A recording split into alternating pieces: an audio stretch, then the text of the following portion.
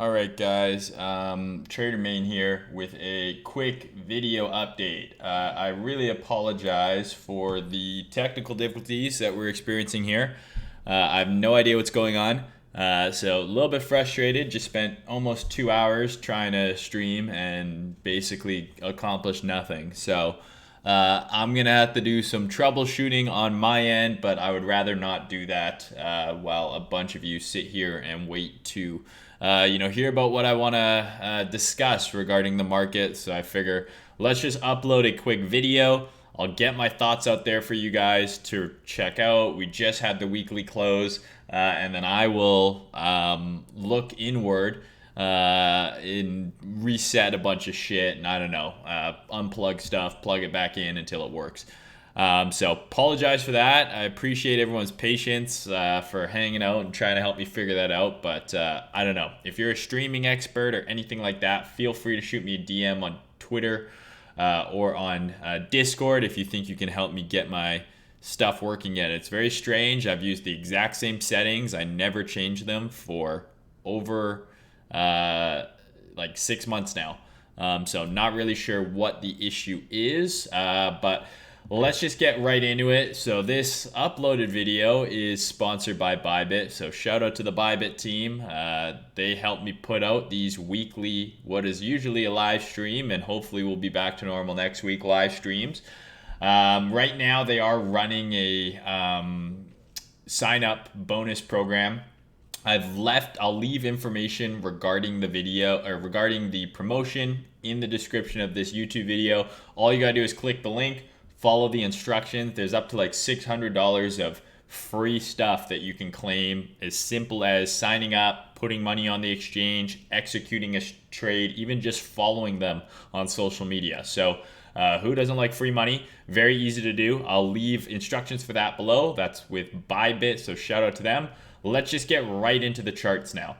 So what I was trying to go over before my stream rug pulled me 6 or 7 times there was just the concept of ranges. So we've been range bound for over a month now. It's been the same kind of song and dance over and over and over again on Twitter, in line with price. And we've been milking it, and it's been going very well for us, and I don't see why it's going to change anytime soon. So I'll very quickly highlight some things about the range, because I did try and go into it, and as you guys know, I like to do some educating while I do these streams, but I'm just kind of really frustrated at this point, having accomplished almost nothing in the past 2 hours. So I'm just going to go very high level over the ranges here. Then we're going to get into this little pump that we had going into the weekly close, and what I think is coming up next for Bitcoin, what's coming up next for Ethereum. Then we'll end it there. This video should be hopefully no more than 30 minutes. So initially we'd been working with this range. And if you watch any of my videos over the last 5 weeks, we've talked about the same thing over and over and over again with regards to ranges, right? We want to be looking for longs at the range lows, highs near the range, or shorts near the range highs, right? And it's this constant oscillation between the two areas that give us the framework to look for our trades. So when you're in a range-bound environment, it can be difficult to discern the trend, whether it's up or down. Is this range reaccumulation, and this is our spring and our test, and we're going to do this? Or is it redistribution, and we're going to come up here and then we're going to dump off? It doesn't really matter. Redistribution would infer that we are in a downtrend. Reaccumulation would infer that we are going into an uptrend, but for now we're going sideways, right? So it doesn't really matter. You don't need to know what way this range is going to break to trade it successfully. And I think one of the problems people have trading this type of environment is that they don't know what their bias should be. When you're in a clear uptrend, it's very obvious, right? You're longing support and you are in an uptrend. When you're in a downtrend, you're shorting resistance, you're in a downtrend, right? So your bias is to longs or to shorts. Very easy, right? Well, it's not easy, but easier. Once we start going sideways, it becomes a little harder to have your bias. And so if you don't know if you should be looking for longs or shorts at a given point in time, how do you know what type of setups to be looking for, right? And where your profit taking objectives should be, where your invalidations should be. So part of that trading puzzle, your checklist before you enter a trade, is you need to have a bias, right? Long or short, right? Because there's only two types of trades you could take. I guess you could take no trade, or you could take some fancy options plays, but we're not talking about that. But basically, you're either long or you're short. So you need to have a bias. So in an uptrend, as we approach support, you know that you're long biased. You're going to be looking for your long setups. In a downtrend, you're short biased. As we make a lower high into resistance, you're going to be looking for shorts.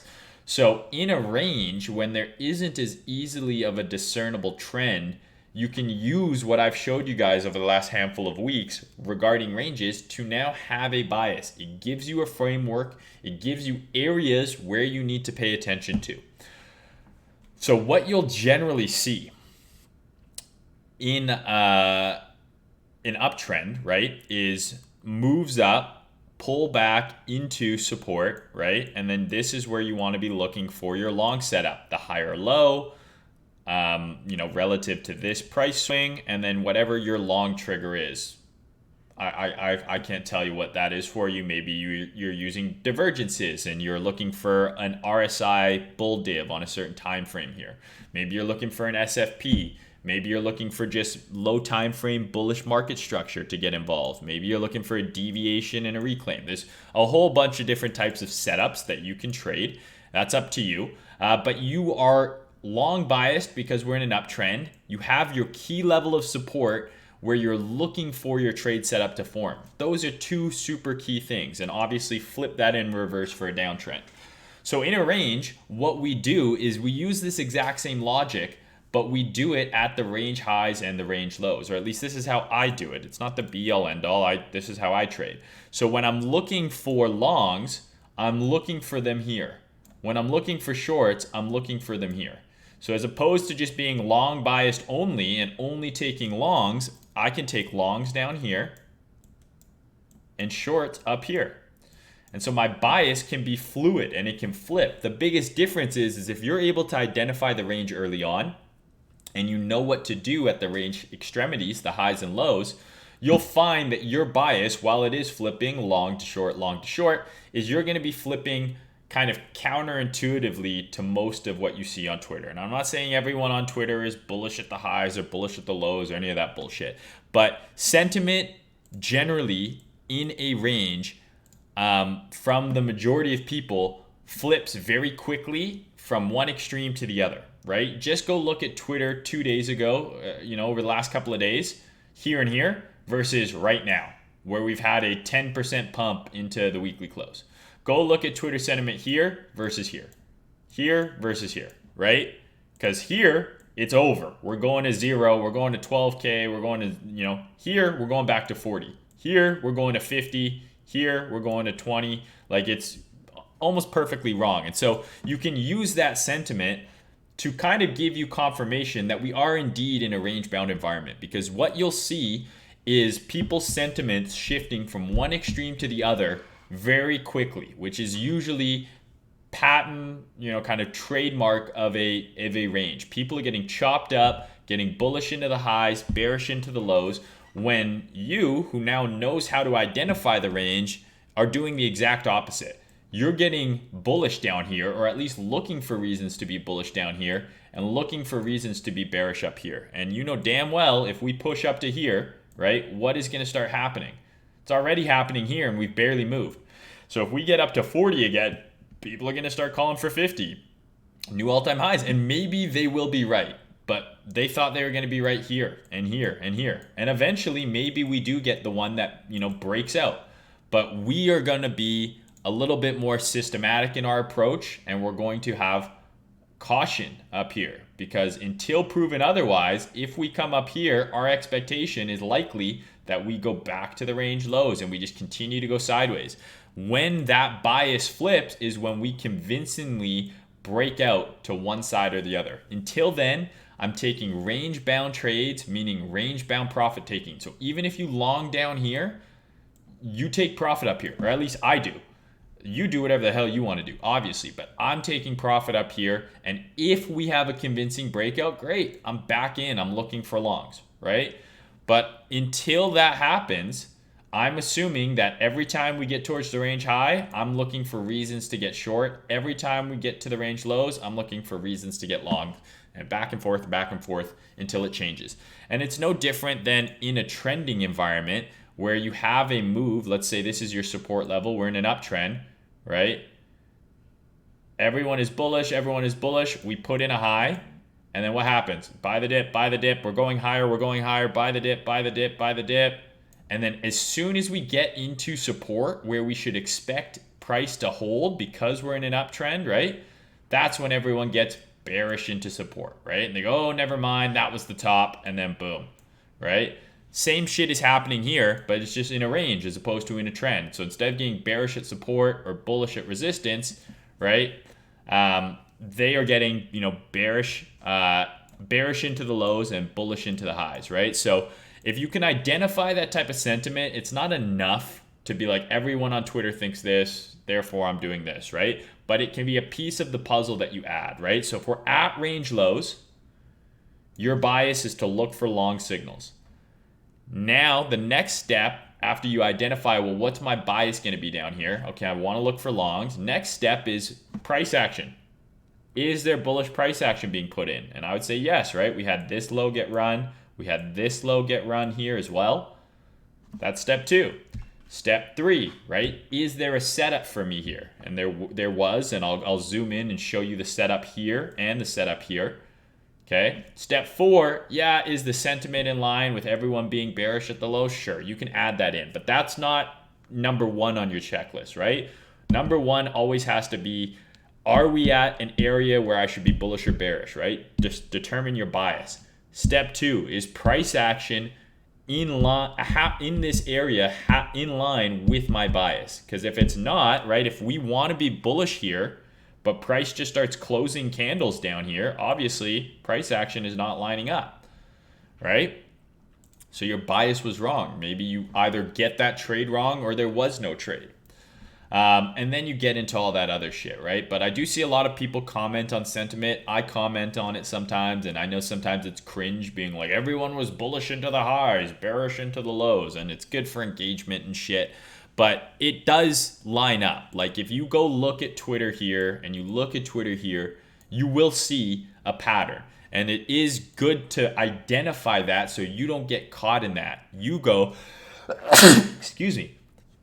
You go not just the opposite of the crowd, but you go based on the chart, not based on what everyone else is saying. You say, okay, well, as much as it looks like death and destruction here, we just had a big move down into where we should find support. It's not enough that everyone was bearish into the lows. We should find support here because it's the range lows. And then you look for your price action to line up with that bias. And then when that happens, that's when you get great trades. So I've talked about this range shit over and over and over again over the last several weeks. And I know you guys have been paying attention because you guys have been DMing me charts and messaging me saying it's helped. So super stoked for that. So I've trimmed my range up here just a little bit just to make things a little bit tighter, right? So I was trying to use the analogy in stream that, you think of trading like, you're a sniper, you have this huge area to survey. And if you can cut down that area, right, to just a smaller and smaller point, so you're zooming in your scope, right, to a smaller and smaller area, it makes it a little easier. Because if I don't know where I'm longing and where I'm shorting, you can get kind of lost in price. But if I have an area and say, okay, all I need to do is wait, like let's say you didn't long here, well, just wait for price to get up here and then look for reasons to potentially short, and vice versa. If we're coming down here and you don't know what to do, wait for price to get to your zone, right? If you're scoped in on this area and price is here, you're not doing shit. You wait, you're patient, right? So right now, we had a perfect reaction from the range lows, right? We had a big SFP of this low. We also ran this low. We had a nice move up. I ended up getting long in here, and I'll show you the setup. I took some off into this 12-hour block because what I didn't like, and I did a little video earlier in the week, was this reaction here. When we had this move from the range lows, remember we had a huge move up, retest, and then another move up. What I didn't like as much about this one was we had this big move up and then we rejected here. So it didn't make me as confident in this strength of the move. Now we are putting in a higher low. So if we are able to flip this level here, absolutely, I think you can look for longs towards the range high, right? So if you didn't long down here, don't stress, right? Wait for the setup. Don't chase it. I had people, spamming in the chat, should I long now? It's like we had like an 8% move into the daily close and the weekly close. We put in 4 back-to-back 12-hour green candles. If we're going to go higher, let the setup come to you. You're going to get a better entry. It might be higher price, but you might be able to get a tighter risk reward, because right now, what are you longing? You're essentially longing right into resistance, albeit after a nice move, but you're longing into resistance. And where are you wrong? All the way down here. Whereas if you wait and we flip this, now you're going to be able to get a tighter risk-adjusted setup, because it doesn't matter if I longed 34K and you longed 36K. If my risk reward is a 1 to 2 and yours is a 1 to 5, who took the better trade? Right? I mean, if you're buying spot, it's a little different, right? Your entry price matters, but from a trader's perspective, what trade is going to yield me the highest risk reward? That's the best trade. So personally, if you aren't long from here or here, I think you wait and see what we do with this resistance here, because we still very well can just trade right down from here. So what I would want to see as a bull is I would want to see a move above the mid-range. If we see a move above the mid-range, I'm pretty confident we'll get a move into this area here, 40K, upper part of the range, and then this is where we would take profit and we would look for potential reasons to get into shorts. Or if it's bullish and it flips this, then great, let's look higher. But for now, we're in a range-bound environment. So what that means is from here, first area of interest is into here. And if we get above here, our next area of interest is here. It's exactly this fractal, right? If you didn't long the range lows, you wait, boom, here's the mid-range. We flipped it, and it gave you another chance to long into the range highs. Exact same shit can happen here, right? If you didn't long here, well, if we come up here and do this, boom, you've got a great trade into the range highs. And then who knows, maybe we repeat this and we go all the way back down. So there's no reason to stress being like, I missed the fucking bottom. Who fucking cares? It's gone, right? You'll go crazy sitting there going, oh, I need to enter now because it's going up and I missed the bottom and this was it and we're going to 60K. Who gives a shit? You cannot go back in time. You can't change what happened. If you didn't get long there, you need to now focus on what is the next trade that is available to me. That is what I'm going to take. So looking at just the 12-hour chart without even zooming in, there was your first kind of setup, the SFP. Your second setup is a very common one, right? If you usually have a big low get formed, oftentimes what you'll see is price will come back and retest the area that kind of ran the low, right? And give you a second look. And that's exactly what happened here, right? We came and retested the wick and we're moving away. And there is a lower time frame setup in here that I'll cover, but you see this kind of thing all the time. This kind of a move, right? Where it deviates the level, right? And then it starts to move away and you think you missed it. And then it comes back, it gives you a second touch and then it goes. So 2 opportunities to long at the range low. You want to be looking to be bullish down here because we're at the range low. We had the bullish price action. So all of those things on your checklist are getting ticked off. At the range low, my bias is long. Bullish SFP, higher low. That's the price action mark, right? So all of those things are lining up. We are into resistance, so I wouldn't just ape in here. I would wait for this level to flip. And if we are able to flip this level, then absolutely, I don't see why you can't trade it like this, right? Where we had resistance here, we pushed through, we pulled back, boom. Because if you chased here, right? If you chased here, a lot of people closed on that pullback, right? Because they missed this breakout, they missed this long down here, so they chased the breakout. It goes against them, putting in a higher low, but they freak out and close, and then it ends up going. So you don't want that to happen here. If this is going to the range highs, it very likely will give you a setup around the mid-range, very similar to here. So that's what I would watch for, assuming we can get through this area of resistance. So this is a very nice move, but just be aware, we are into resistance here. So what you want to look for now is any reason to potentially short would be a sign to get out of longs. Like if we run this high as an SFP, you close your longs because we're going lower, right? But if we just break through here, then boom, this is where we're looking for a long. We're looking for a long at a flip of the mid-range. So hopefully that's pretty clear and straightforward. I would say let me know in the chat, but the chat is not existent because this is a pre-recorded video. So this is the SFP here. So we had a breaker that played right off the SFP. This was also right at the daily open. We had this big move down. So I actually posted this one on Twitter as it happened. I said we had a breaker on the H1. We had that dump into the daily open, right into the breaker. That would have been your long trigger if you missed this. The second, at least for me, the second long trigger, right, is this. We have our big SFP low. We have the move away. You don't chase it, you wait, and price came all the way back down and it retested the origin of the move.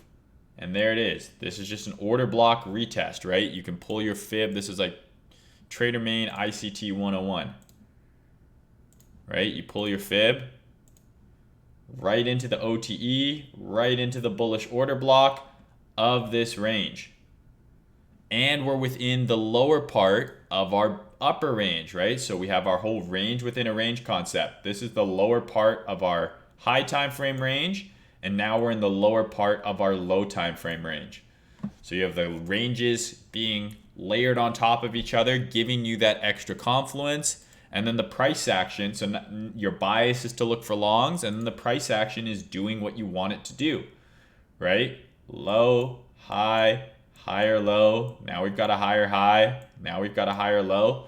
So we're getting a really nice move to start this week. But I think that these two longs were pretty straightforward. I personally took this long and I closed it into here. On this SFP, I shorted. And I posted this one on Twitter too, right? I shorted this. And then we had another short opportunity here. But this one obviously didn't have the extension, right? Where we had an SFP, moved down, we came back and we retested, but then we never broke down again. But this short I took on Twitter. This is why I got out of my longs. I personally did not long this higher low. So I'm not currently in a huge margin long position from the lows like I'm sure everyone else on Twitter is, because they're all just godly.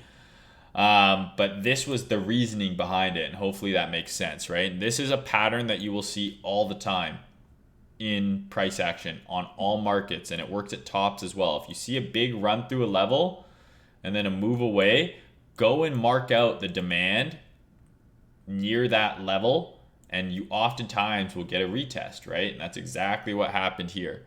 So right now, no trade for me. We're into resistance. This is a great move to start the week, but I need to wait and see what price does at the mid-range here. Because as much as this looks great, right? Like this could still just do this, right? And then we're nuking the lows. So I want it to go up. Obviously, up is always better when you're a owner of any kind of cryptos. But we've got to clear this kind of resistance area, and I'm not 100% convinced yet that we do. If we get above this kind of cluster in price and above this high, obviously, which it looks like it wants to, flip the mid-range, I'm going to be looking for longs into the range high. So it's as simple as that. Waiting is tough, sometimes sucks. You're feeling FOMO because you didn't long the lows. To me, this is your bias level now. If you didn't long down here, let's see if we can get kind of some sort of action like this. That would be the reason for me to get long on Bitcoin. flip the mid-range, I'll get long into the range highs. One thing I am concerned about, well, there's two things. So one, I mean, sentiment has been super bear lately, and we're still in a range. So that's arguably bullish, right? Like we're just in a range, we're going sideways, and like I've never seen, well, I've seen Twitter extremely bearish before because I've seen us almost go to zero. But it's amazing how bearish people are at 30K, and we're just going sideways. That being said, we've got 1, 2, 3, 4, 5 tests of this kind of like 30K level. So if this move does not take us above the range highs, I would not be surprised if the next dump is the one that takes us below 30K and like lower, like not just a wick, but like well below 30K, maybe into like 25K. I would be very surprised if we have another test of the range lows that we don't come and run this low at the very least.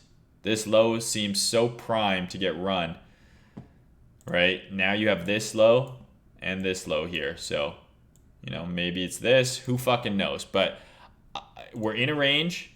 We long off the range lows, right? We're bullish off the range lows, great. If we flip the mid-range here, great. Let's look towards the range high. But if we reject here or up here and then come back down and test this low again, I'm pretty confident that we take out this low. Pretty confident. Obviously, there's no guarantees. I don't know. Anything could fucking happen. But I'm pretty confident that we will run this low if we fail to break out of this range to the upside. Another test of the range lows. I'd be surprised, right? Just looking at how many times we've tested down here. I don't see how, you know, after this many tests of support, if we get another breakdown here, that it holds again. Maybe it does. I don't know. But I would be leaning towards the next dump is the one that takes us out of the range to the upside. Or hopefully this next pump is the one that takes us out of the range to the upside. All right, so hopefully that all makes sense. I'm definitely feeling a little bit flustered, obviously, just with the whole streaming situation, but hopefully there was some value there and a pretty clear plan for Bitcoin. So just to summarize, I wouldn't chase this. If you did not long the range lows, we're into resistance. Wait for us to get through resistance, and then you will get a long opportunity. To me, this is a perfect example right here, right? You fail to long the range lows, you chase the pump, it pulls back, you end up closing early, and then it gives you the entry you want. So treat this very similarly, in my opinion, right? Don't chase this. If it goes up like this, there's a pretty good chance that you can just long a retest here with very tight risk and target up into the range highs. And of course, if we show any sort of weakness in here, right? If we run this high or we have some sort of breakdown, so I'll zoom back in here a little bit. So if we get any sort of weakness in here, so a swing failure pattern above this high, or even if we trade above this high, but then just start trading back below, that is a short. Swing failure pattern or just a deviation above the high and a trade back below. So this high is going to be one to watch. I wouldn't just blindly short here because this is the second test of this resistance level, so it could break. But I am going to have my eyes peeled. If we do get some sort of move above and back below, I think that would be a short opportunity. Or on the lower time frames, right? Even right into here where we are, right? If we get some sort of low time frame, you know, bearish setup here where it's like, okay, this does this and then goes up, right? And then back below the high. Same kind of thing, right? That would be a short trigger. So we're into resistance. I wouldn't chase this. If a short setup appears, like some sort of SFP or failure above a high, I think it's a short you can take. If we are able to clear this resistance and flip the mid-range, I think you long a pullback into the mid-range towards the range highs. All right? So hopefully that is super clear. Looking at Ethereum now, Ethereum looks so much worse than Bitcoin. It's kind of crazy. So we are still in a range, but as you can see on Ethereum here,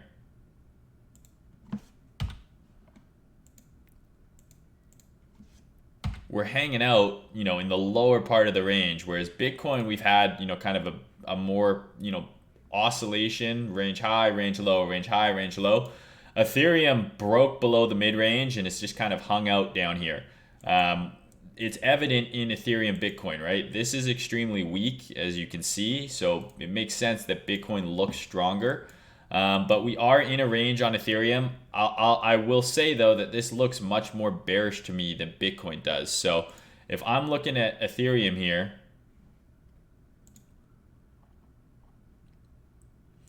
I'm looking for a run above these highs as a potential area to short. Right? If we have any sort of move above these highs in here and like an SFP, right? So run above SFP, or again on the lower time frame, we get some sort of deviation, right? So I move above one of these and then below. That could be a reason to short, but Ethereum just looks worse than Bitcoin. From like a market structure perspective and just where it is relative to the range, Bitcoin is trading up near the EQ. This is, you know, trading near the range low still. If we get a bullish breakout on Bitcoin, like let's assume Bitcoin gets above 36K, gets above its mid-range, I think Ethereum becomes an SR flip play above like this, right? So if Bitcoin wants to break out and go higher, if we go like this along with Bitcoin, this is kind of your retest level, right around 2040 would be kind of the SR flip that I'd be looking to trade into the mid-range. And this is going to be confluent with Bitcoin at the range highs. So Ethereum will only get to the mid-range by the time Bitcoin gets to the range highs, just based on the relative strength of the two right now. So if Bitcoin does something like this, right, gets above here and then moves towards the range highs, I suspect Ethereum does something like this. And then this is where we're looking for weakness on Ethereum, where Bitcoin will be at the range high. So as you can see, right, earlier in this range, Ethereum was trading at 2,900 when Bitcoin was at 40K, right? Bitcoin was at 40, but every time Bitcoin has gone back to the range highs, Ethereum's continued to make lower highs and lower lows. So that comparison alone tells you that FBTC is bearish, right? Because Bitcoin is trading at, so let's just do the dates. On the 15th of June, Bitcoin was trading at 40K. On the 15th of June, Ethereum was trading at 2,600, right? But when Bitcoin was trading at 40K back in early June, June 3rd, Ethereum was trading at 2,800. So how does that make sense? Well, that just tells you that FBTC is in a downtrend and Bitcoin is stronger than Ethereum right now. So this is kind of looks shittier to me than Bitcoin. Absolutely. We did run the range lows, gave you an SFP, basically the exact same setup as Bitcoin, right? There's your SFP, came back, retested the level, and now it's moving away. So if you got long here, GG, good job.